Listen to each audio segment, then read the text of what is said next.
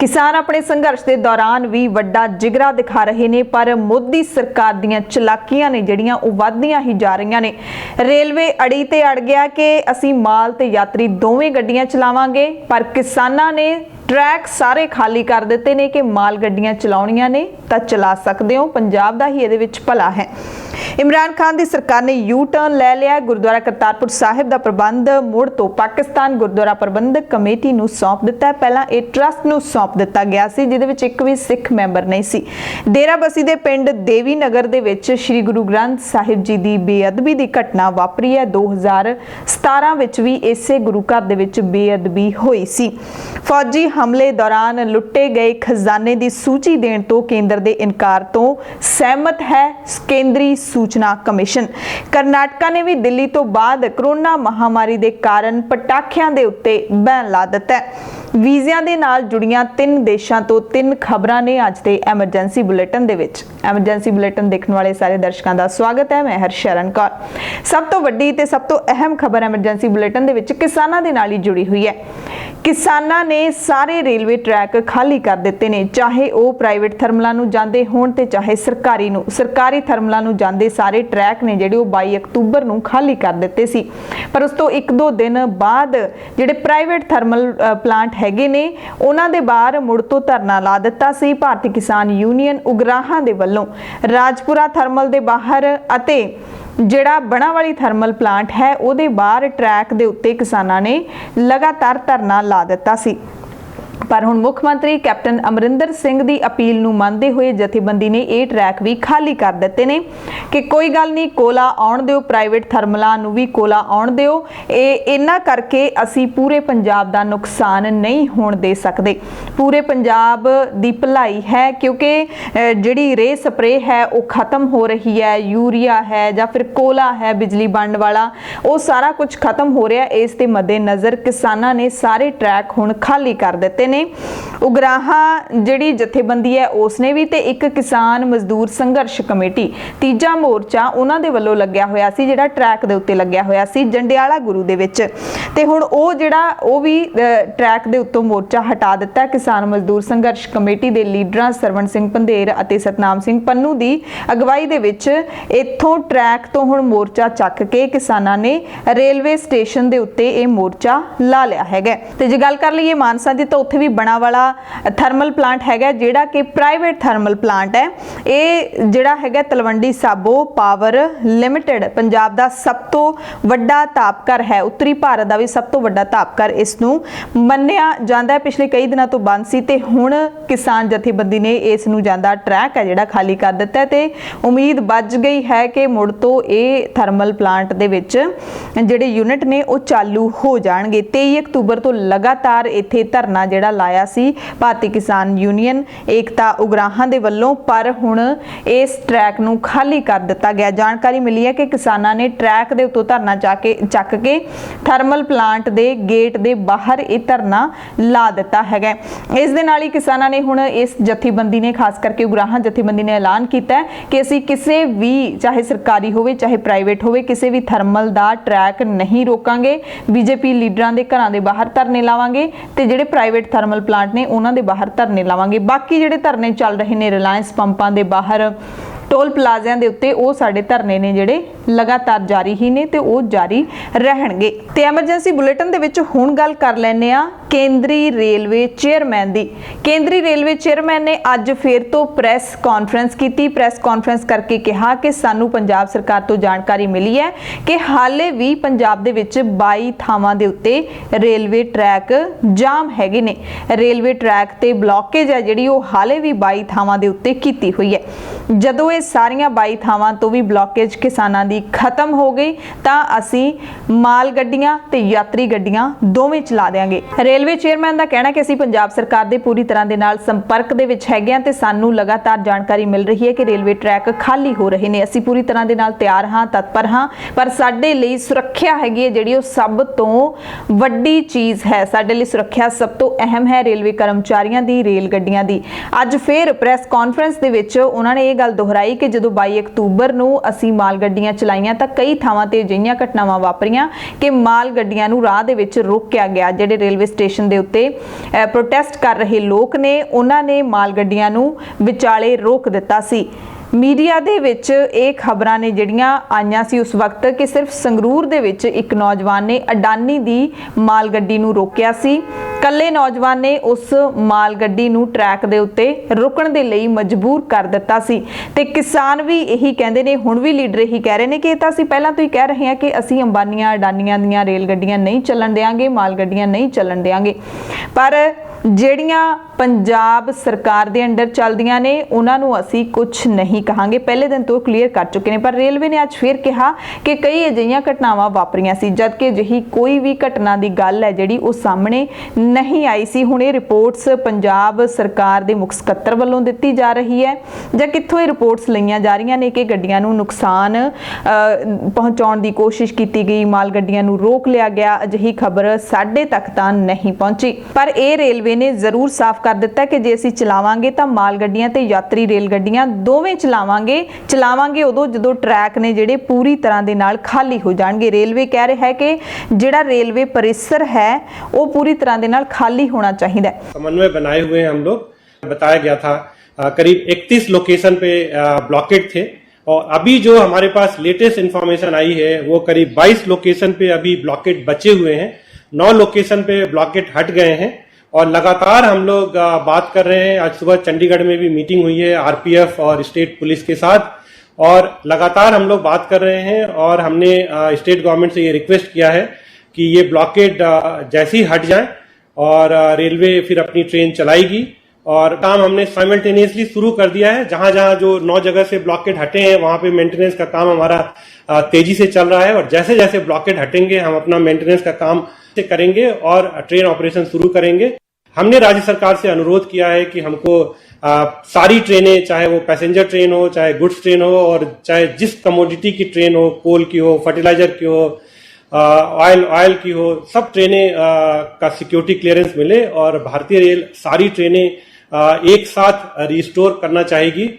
जो रेलवे का ऑपरेशन होता है वो एक तरह से पूरा एक सीमलेस ऑपरेशन हमको मेंटेनेंस के बाद करना पड़ता है और वो हम राज्य सरकार से समन्वय बनाए हुए हैं और जैसे ही सिक्योरिटी क्लियरेंस मिलती है हम सारी ट्रेनों को एक साथ चलाना चाहेंगे।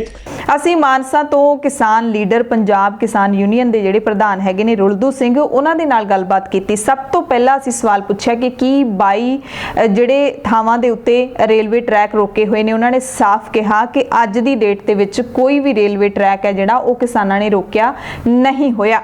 ਸਾਰੀਆਂ ਥਾਵਾਂ ਤੋਂ ਰੇਲਵੇ ਟਰੈਕ ਖਾਲੀ ਕਰ ਦਿੱਤੇ ਗਏ ਨੇ। ਉਹਨਾਂ ਨੇ ਵੀ ਕਿਹਾ ਕਿ ਸਾਨੂੰ ਵੀ ਇਸ ਗੱਲ ਦੀ ਜਾਣਕਾਰੀ ਮਿਲੀ ਹੈ ਕਿ ਉਗਰਾਹਾਂ ਜਿਹੜੀ ਜਥੇਬੰਦੀ ਹੈ ਉਹਨੇ ਵੀ ਦੋਵੇਂ ਟਰੈਕ ਖਾਲੀ ਕਰ ਦਿੱਤੇ ਨੇ, ਰਾਜਪੁਰਾ ਤੇ ਬਣਾਵਾਲਾ ਦਾ, ਤੇ ਜਿਹੜੀ ਕਿਸਾਨ ਮਜ਼ਦੂਰ ਸੰਘਰਸ਼ ਕਮੇਟੀ ਹੈ ਅੰਮ੍ਰਿਤਸਰ ਦੇ ਜੰਡਿਆਲਾ ਗੁਰੂ ਦੇ ਵਿੱਚ ਉਹਨੇ ਵੀ ਟਰੈਕ ਖਾਲੀ ਕਰ ਦਿੱਤਾ ਹੈ। ਤੇ ਇਸ ਖਬਰ ਨੂੰ ਅਸੀਂ ਵੀ ਪੁਖਤਾ ਤਰੀਕੇ ਨਾਲ ਦਿੰਦੇ ਹਾਂ ਕਿ ਇਹ ਤਿੰਨੇ ਟਰੈਕ ਖਾਲੀ ਨੇ। ਉਸ ਤੋਂ ਬਾਅਦ ਰੁਲਦੂ ਸਿੰਘ ਨੇ ਕਿਹਾ ਕਿ ਕੋਈ ਵੀ ਪੰਜਾਬ ਦੇ ਵਿੱਚ ਟਰੈਕ ਇਸ ਵਕਤ ਜਾਮ ਨਹੀਂ ਹੈਗਾ। ਅਸੀਂ ਧਰਨੇ ਲਾਏ ਹੋਏ ਨੇ ਰੇਲਵੇ ਸਟੇਸ਼ਨਾਂ ਦੇ ਉੱਤੇ, ਅਸੀਂ ਟਰੈਕ ਦੇ ਉੱਤੇ ਉੱਠ ਕੇ ਰੇਲਵੇ परिसर ਦੇ ਵਿੱਚ ਦੂਸਰੀ ਥਾਂ ਦੇ ਉੱਤੇ ਬੈਠੇ ਆ ਤੇ ਉੱਥੋਂ ਅਸੀਂ ਨਹੀਂ ਹਿੱਲਾਂਗੇ। ਰੁਲਦੂ ਸਿੰਘ ਨੇ ਕਿਹਾ ਕਿ ਜੇ ਅਸੀਂ ਸਟੇਸ਼ਨ ਤੇ ਬੈਠੇ ਆ ਉਹਦੇ ਨਾਲ ਤਾਂ ਕਿਸੇ ਨੂੰ ਕੋਈ ਮਤਲਬ ਹੀ ਨਹੀਂ ਹੋਣਾ ਚਾਹੀਦਾ। ਸਾਡਾ ਹੁਣ ਤੱਕ ਪੀਸਫੁਲ ਪ੍ਰੋਟੈਸਟ ਰਿਹਾ ਹੈ। ਸਾਡੀ ਜਥੇਬੰਦੀਆਂ ਜਿਹੜੀ ਵੀ ਰਣਨੀਤੀ ਬਣਾਉਂਦੀਆਂ ਨੇ, ਜੋ ਵੀ ਐਲਾਨ ਕਰਦੀਆਂ ਨੇ, ਉਹਨੂੰ ਬੱਚਾ ਮੰਨਦਾ ਹੈ। ਇਸ ਕਰਕੇ ਸਵਾਲ ਹੀ ਨਹੀਂ ਪੈਦਾ ਹੁੰਦਾ ਜਿਹੜਾ ਇਹ ਕੇਂਦਰ ਹਿੰਸਾ ਦੀ ਗੱਲ ਕਰ ਰਹੀ ਹੈ, ਹਿੰਸਾ ਦਾ ਤਾਂ ਕੋਈ ਸਵਾਲ ਹੀ ਨਹੀਂ ਪੈਦਾ ਹੁੰਦਾ। ਇਹ ਰੁਲਦੂ ਸਿੰਘ ਨੇ ਕਿਹਾ ਹੈ। ਤੇ ਨਾਲ ਹੀ ਜਿਹੜੀ ਕਿਸਾਨ ਮਜ਼ਦੂਰ ਸੰਘਰਸ਼ ਕਮੇਟੀ ਦੇ ਲੀਡਰ ਹੈਗੇ ਨੇ ਸਤਨਾਮ ਸਿੰਘ ਪੰਨੂ, ਉਹਨਾਂ ਨੇ ਕਿਹਾ ਕਿ ਜਿਹੜਾ ਯਾਤਰੀ ਰੇਲ ਗੱਡੀਆਂ ਵੀ ਨਾਲ ਚਲਾਉਣ ਦੀ ਜ਼ਿੱਦ ਕਰ ਰਿਹਾ ਹੈ ਕੇਂਦਰੀ ਰੇਲਵੇ, ਤੇ ਉਹ ਤਾਂ ਅਸੀਂ ਚੱਲਣ ਨਹੀਂ ਦੇਵਾਂਗੇ ਕਿਸੇ ਵੀ ਕੀਮਤ ਤੇ।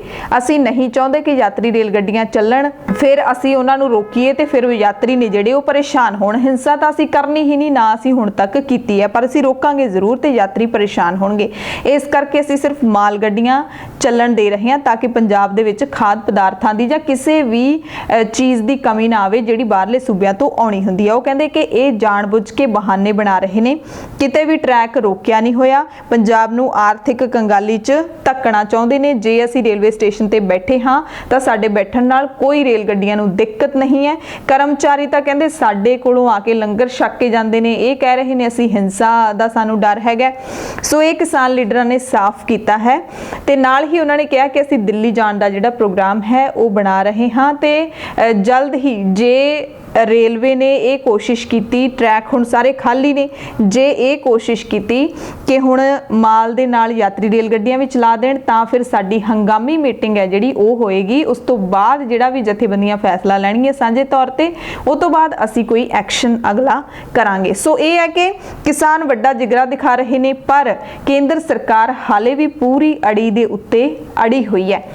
चलावांगे तो दोवें रेल गड्डियां चलावांगे, माल ते यात्री, ते चलावांगे उदों जदों सारे रेलवे स्टेशन खाली हो जाणगे, यानी कि रेलवे परिसर दे विचों किसान एक भी नहीं दिखेगा। पर किसान कह रहे हैं कि असीं रेलवे स्टेशन नहीं छड्डांगे, संघर्ष साडा चल रहा है, असीं सिर्फ माल गड्डियां नूं राह दे रहे हैं। एमरजेंसी बुलेटिन दे विच अगली खबर असीं तुहानूं दस दईए, चंडीगढ़ अंबाला मुख सड़क दे उत्ते पिंड देवीनगर दे विच गुरुद्वारा साहिब दे विच पावन श्री गुरु ग्रंथ साहिब जी दी बेअदबी दी घटना वापरी है। डेराबस्सी थाणा मुखी सतिंदर सिंह पुलिस पार्टी दे नाल मौके ते पहुंचे ते मामले दी जांच शुरू कर दित्ती। इस गल दी जानकारी मिली है कि इस गुरु घर दे विच 2017 दे विच भी श्री गुरु ग्रंथ साहिब जी दी बेअदबी दी घटना वापरी सी। 2017 विच श्री गुरु ग्रंथ साहिब जी दे अंग फाड़ के बेअदबी कीती गई सी। उस वक्त पुलिस ने पिंड दे ही एक नौजवान नूं काबू कीता सी अते पुलिस ने कहा सी कि यह मानसिक तौर ते बीमार है ते इस वार भी बेअदबी दा शक पिंड दी वसनीक एक औरत ते ही है ते पुलिस इस मामले दी जांच दे विच लगी हुई है। सो इस गल दी हाले तक किसी नूं समझ नहीं आउंदी कि जेड़ा भी बेअदबी करन वाला दोषी फड़िया जांदा है उस ते पुलिस हमेशा ही ये बयान दिंदी है कि मानसिक तौर ते परेशान सी। ते सवाल ये सिख भाईचारे दे वल्लों कीते जांदे ने कि जे कोई मानसिक तौर ते परेशान है तां उहनूं श्री गुरु ग्रंथ साहिब ही दिखदे ने, उहनूं गुरुद्वारा ही दिखदा है कि उत्थे जाके वो बेअदबी करन लग जांदा है। सो जे बहाने ने ਜਿਹੜੇ ਉਹ ਪੰਜਾਬ ਪੁਲਿਸ ਨਾ ਬਣਾਵੇ ਤੇ ਦੋਸ਼ੀਆਂ ਨੂੰ ਬਣਦੀ ਸਜ਼ਾ ਜਿਹੜੀ ਦਿੱਤੀ ਜਾਵੇ ਤਾਂ ਕਿ ਅਜਿਹੀਆਂ ਘਟਨਾਵਾਂ ਵਾਰੀ-ਵਾਰੀ ਨਾ ਵਾਪਰਨ। ਐਮਰਜੈਂਸੀ ਬੁਲੇਟਿਨ ਦੇ ਵਿੱਚ ਅਗਲੀ ਖਬਰ ਹੈ ਜਿਹੜੀ ਜੂਨ 1984 ਦੇ ਵਿੱਚ ਸੱਚਖੰਡ ਸ੍ਰੀ ਦਰਬਾਰ ਸਾਹਿਬ ਅਤੇ ਸ੍ਰੀ ਅਕਾਲ ਤਖਤ ਸਾਹਿਬ ਤੇ ਜੋ ਫੌਜੀ ਹਮਲਾ ਹੋਇਆ ਸੀ, ਉਸ ਹਮਲੇ ਦੇ ਦਰਮਿਆਨ ਜੋ ਫੌਜ ਨੇ ਸਿੱਖਾਂ ਦਾ ਕੀਮਤੀ ਖਜ਼ਾਨਾ ਲੁੱਟਿਆ ਸੀ, ਸਿੱਖ ਰੈਫਰੈਂਸ ਲਾਇਬ੍ਰੇਰੀ ਦੇ ਵਿੱਚੋਂ ਸ੍ਰੀ ਗੁਰੂ ਗ੍ਰੰਥ ਸਾਹਿਬ ਜੀ ਦੇ ਪਾਵਨ ਸਰੂਪ ਪਤਾ ਨਹੀਂ ਕਿੰਨੇ ਹਜ਼ਾਰ ਕਿਤਾਬਾਂ ਉੱਥੋਂ ਲੁੱਟ ਕੇ ਲੈ ਗਈ ਸੀ ਫੌਜ। ਉਸ ਮਾਮਲੇ ਦੇ ਵਿੱਚ केंद्र सरकार दे वल्लों सूची ना देण दे फैसले नूं केंद्री सूचना कमिशन ने सही दस्सिया, यानी कि पिछले समय दे विच केंद्र सरकार दे वल्लों लुट्टे गए समान दी सूची मंगी गई सी, केंद्र ने वो सूची देण तो इनकार कर दिता सी ते केंद्री सूचना कमिशन ने केंद्र दे इस फैसले नूं सही दस्सिया। आरटीआई पाउण वाले गुरविंदर सिंह चड्डा ने केंद्री गृह मंत्रालय तो फौजी हमले दौरान लुट्टे गए सारे समान दे नाल इस हमले दे नाल संबंधित सारे रिकॉर्डां अते इस हमले दौरान मारे गए सारे व्यक्तियों की सूची मंगी सी। सो लुट्टे गए समान दिते बिना गृह मंत्रालय ने चड्डा दी आरटीआई दे जवाब दे विच कहा सी कि लगभग 4000 दस्तावेज, किताबां, फाइलां, सोने दे गहने, चांदी दे गहने, कीमती करंसी, सिक्के आदि फौजी कार्रवाई दौरान केंद्रीय एजेंसी वल्लों बरामद किए गए सी। मंत्रालय ने कहा कि लेख अते दस्तावेज असीं वापस सौंप दिते ने जां तां श्रोमणी कमेटी नूं जां फिर पंजाब सरकार नूं। यह भी कहा कि इस दफ्तर कोल मौजूद रिकार्डां दे मुताबिक जून 1984 विच 493 लोक अते 83 फौजी अधिकारी मारे गए सी। इन्हां ने लिखिया 493 अतवादी अते 83 फौजी अधिकारी मारे गए सी। उस वक्त जिहड़े खाड़कू लड़े सीगे उन्हां नूं सरकार है जिहड़ी अतवादी दसदी सी ते दसदी आ रही है। आरटीआई एक्ट दी धारा 81A नूं लागू करदियां CIC ने केंद्र वल्लों सूची ना देण दे कारणा नूं सही दस्सिया है। इस धारा दे तहत भारत दी प्रभुसत्ता ते अखंडता, राज दी सुरक्षा, रणनीतिक, विग्यानिक जां आर्थिक हित, अपराध नूं उत्साहित करन वाले कारणा दा हवाला दे के सूचना देण तो इनकार कीता जा सकदा है। यानी कि इस एक्ट दे तहत सरकार ने कहा है कि जे असीं ये जानकारी देवांगे तां भारत दी अखंडता ते प्रभुसत्ता नूं खतरा पैदा हो सकदा है, देश की सुरक्षा नूं खतरा पैदा हो सकता है, रणनीतिक, विग्यानिक जां आर्थिक हितां नूं खतरा पैदा हो सकता है, अपराध नूं उत्साहित ਕੀਤਾ ਜਾ ਸਕਦਾ ਹੈ ਜੇ ਅਸੀਂ ਇਸ ਗੱਲ ਦੀ ਸੂਚੀ ਦੇਵਾਂਗੇ ਕਿ ਉਸ ਵਕਤ ਕਿੰਨੇ ਲੋਕਾਂ ਨੂੰ ਮਾਰਿਆ ਗਿਆ ਸੀ। ਸਾਕਾ ਨੀਲਾ ਤਾਰਾ ਜਿਹਨੂੰ ਸਰਕਾਰ ਕਹਿੰਦੀ ਹੈ ਆਪਰੇਸ਼ਨ ਬਲੂ ਸਟਾਰ, ਉਸ ਵਕਤ ਕਿੰਨੀਆਂ ਕਿਤਾਬਾਂ, ਕਿੰਨਾ ਖਜ਼ਾਨਾ ਜਿਹੜਾ ਲੁੱਟਿਆ ਗਿਆ ਸੀ ਤੇ ਕਿੰਨੇ ਜਿਹੜੇ ਗਹਿਣੇ ਨੇ ਕੀਮਤੀ ਉਹ ਲੁੱਟੇ ਗਏ ਸੀ ਤੋਸ਼ੇਖਾਨੇ ਦੇ ਵਿੱਚੋਂ। ਸੋ ਕੇਂਦਰ ਸਰਕਾਰ ਇਸ ਦੀ ਸੂਚੀ ਨਹੀਂ ਦੇ ਸਕਦੀ ਕਿਉਂਕਿ ਦੇਸ਼ ਦੀ ਸੁਰੱਖਿਆ ਨੂੰ ਖਤਰਾ ਪੈਦਾ ਹੋ ਸਕਦਾ ਹੈ। ਐਮਰਜੈਂਸੀ ਬੁਲੇਟਿਨ ਦੇ ਵਿੱਚ ਅਗਲੀ ਖਬਰ ਹੈ ਕਿ ਦਿੱਲੀ ਤੋਂ ਬਾਅਦ ਹੁਣ ਕਰਨਾਟਕਾ ਨੇ ਵੀ ਸੂਬੇ ਦੇ ਵਿੱਚ ਪਟਾਖੇ ਚਲਾਉਣ ਤੇ ਰੋਕ ਲਾ ਦਿੱਤੀ ਹੈ। ਕਰਨਾਟਕਾ ਵੀ ਉਹਨਾਂ ਸੂਬਿਆਂ ਦੀ ਸੂਚੀ ਦੇ ਵਿੱਚ ਹੁਣ ਸ਼ਾਮਿਲ ਹੋ ਗਿਆ ਜਿਨ੍ਹਾਂ ਨੇ ਕਰੋਨਾ ਮਹਾਮਾਰੀ ਦੇ ਕਾਰਨ ਦੀਵਾਲੀ ਤੋਂ ਪਹਿਲਾਂ ਪਟਾਖਿਆਂ ਦੇ ਉੱਤੇ ਪਾਬੰਦੀ ਲਾ ਦਿੱਤੀ ਹੈ। ਸੂਬੇ ਦੇ ਮੁੱਖ ਮੰਤਰੀ BS ਯੇਦੂਰੱਪਾ ਨੇ ਦੱਸਿਆ ਕਿ ਕਰੋਨਾ ਵਾਇਰਸ ਦੀ ਮਹਾਮਾਰੀ ਕਾਰਨ ਪਟਾਖਿਆਂ ਤੇ ਰੋਕ ਲਾਇਆ ਗਿਆ ਹੈ। ਖਰਾਬ ਹਵਾ ਦੀ ਜਿਹੜੀ ਕੁਆਲਿਟੀ ਹੈ ਉਸ ਨਾਲ ਲੋਕਾਂ ਦੀ ਸਿਹਤ ਦੇ ਉੱਤੇ ਬਹੁਤ ਹੀ ਬੁਰਾ ਅਸਰ ਪੈ ਰਿਹਾ ਹੈ, ਖਾਸ ਤੌਰ ਤੇ ਉਦੋਂ ਜਦੋਂ ਕਰੋਨਾ ਵਾਇਰਸ ਦੀ ਮਹਾਮਾਰੀ ਇਸ ਵਕਤ ਸਾਡੇ ਦੇਸ਼ ਦੇ ਵਿੱਚ ਕਹਿਰ ਫੈਲਾ ਰਹੀ ਹੈ। ਕਰੋਨਾ ਵਾਇਰਸ ਦੀ ਮਹਾਮਾਰੀ ਦੇ ਦਰਮਿਆਨ ਫੇਫੜਿਆਂ ਦੇ ਉੱਤੇ ਜ਼ਿਆਦਾ ਅਸਰ ਹੁੰਦਾ ਹੈ ਲੋਕਾਂ ਦੇ, ਮਰੀਜ਼ਾਂ ਦੇ। ਇਸ ਕਰਕੇ ਜੇ ਪਟਾਖੇ ਚੱਲਦੇ ਨੇ ਤਾਂ ਉਸ ਪ੍ਰਦੂਸ਼ਿਤ ਵਾਤਾਵਰਣ ਦੇ ਵਿੱਚ ਸਾਹ ਘੁੱਟਣ ਦਾ ਹੋਰ ਵੀ ਖਤਰਾ ਰਹਿੰਦਾ ਹੈ, ਫੇਫੜਿਆਂ ਨੂੰ ਹੋਰ ਵੀ ਤਕਲੀਫ ਹੁੰਦੀ ਹੈ। ਮਾਹਿਰਾਂ ਦਾ ਮੰਨਣਾ ਹੈ ਕਿ ਖਰਾਬ 에ਅਰ ਕੁਆਲਿਟੀ ਨਾਲ ਉਹਨਾਂ ਲੋਕਾਂ ਨੂੰ ਖਤਰਾ ਹੋਰ ਵੀ ਵੱਧ ਜਾਂਦਾ ਹੈ ਜੋ ਪਹਿਲਾਂ ਤੋਂ ਹੀ ਵੱਖ-ਵੱਖ ਬਿਮਾਰੀਆਂ ਤੋਂ ਪੀੜਿਤ ਹੁੰਦੇ ਨੇ। ਕਰੋਨਾ ਵਾਇਰਸ ਸਾਹ ਲੈਣ ਵਾਲੇ ਸਿਸਟਮ ਦੇ ਉੱਤੇ ਗੰਭੀਰ ਅਸਰ ਪਾਉਂਦਾ ਹੈ। ਇਸ ਤੋਂ ਪਹਿਲਾਂ ਦਿੱਲੀ ਦੀ ਕੇਜਰੀਵਾਲ ਸਰਕਾਰ ਨੇ ਵੀ ਅਜਿਹਾ ਫੈਸਲਾ ਲਿਆ ਹੈ। ਪਿਛਲੇ ਦਿਨੀ NGT ਨੇ ਇਹਨਾਂ ਸੂਬਿਆਂ ਨੂੰ ਪੁੱਛਿਆ ਸੀ ਜਿਹਦੇ ਵਿੱਚ ਕਰਨਾਟਕਾ ਅਤੇ ਦਿੱਲੀ ਵੀ ਸ਼ਾਮਿਲ ਸੀ। 5 ਸੂਬਿਆਂ ਤੋਂ ਪੁੱਛਿਆ ਸੀ ਕਿ ਕੀ ਕਰੋਨਾ ਵਾਇਰਸ ਦੀ ਮਹਾਮਾਰੀ ਦੇ ਕਾਰਨ ਅਸੀਂ ਮਤਲਬ ਨਵੰਬਰ ਦੇ ਮਹੀਨੇ ਦੇ ਵਿੱਚ ਪਟਾਖਿਆਂ ਦੇ ਉੱਤੇ ਬੈਨ ਨਹੀਂ ਲਾ ਸਕਦੇ। ਸੋ 2 ਸੂਬੇ ਤਾਂ ਮੰਨ ਗਏ ਨੇ, ਹੁਣ ਹੋਰ ਅੱਗੇ ਦੇਖਦੇ ਹਾਂ ਕਿ ਕਦੋਂ ਉਹ ਸੂਬੇ ਵੀ ਮੰਨਦੇ ਨੇ ਤੇ ਖਬਰ ਹੈ ਜਿਹੜੀ ਉਹ ਚੰਗੀ ਆਪਣੇ ਕੋਲੇ ਆਉਂਦੀ ਹੈ। ਪਟਾਖੇ ਨੇ ਜਿਹੜੇ ਉਹ ਖਤਰਨਾਕ ਹੀ ਖਤਰਨਾਕ ਨੇ। ਬਰੂਦ ਨੂੰ ਅੱਗ ਲਾਉਣਾ ਕਦੇ ਵੀ ਸਹੀ ਨਹੀਂ ਹੁੰਦਾ, ਕਦੇ ਵੀ ਇਹਦੇ ਵਿੱਚ ਕਿਸੇ ਦਾ ਫਾਇਦਾ ਨਹੀਂ ਹੁੰਦਾ, ਭਲਾ ਨਹੀਂ ਹੁੰਦਾ, ਇਹ ਹਮੇਸ਼ਾ ਨੁਕਸਾਨਦਾਇਕ ਹੀ ਹੁੰਦਾ। ਐਮਰਜੈਂਸੀ ਬੁਲੇਟਿਨ ਦੇ ਵਿੱਚ ਅਗਲੀ ਖਬਰ ਪਾਕਿਸਤਾਨ ਤੋਂ ਆ ਰਹੀ ਹੈ ਜਿੱਥੋਂ ਦੀ ਇਮਰਾਨ ਖਾਨ ਸਰਕਾਰ ਨੇ ਹੁਣ ਗੁਰਦੁਆਰਾ ਕਰਤਾਰਪੁਰ ਸਾਹਿਬ ਦੇ ਪ੍ਰਬੰਧ ਨੂੰ ਲੈ ਕੇ ਜੋ ਆਪਣਾ ਫੈਸਲਾ ਕੀਤਾ ਸੀ ਕੱਲ, ਉਹਦੇ ਵਿੱਚ ਬਦਲਾਅ ਕਰ ਦਿੱਤਾ ਹੈ।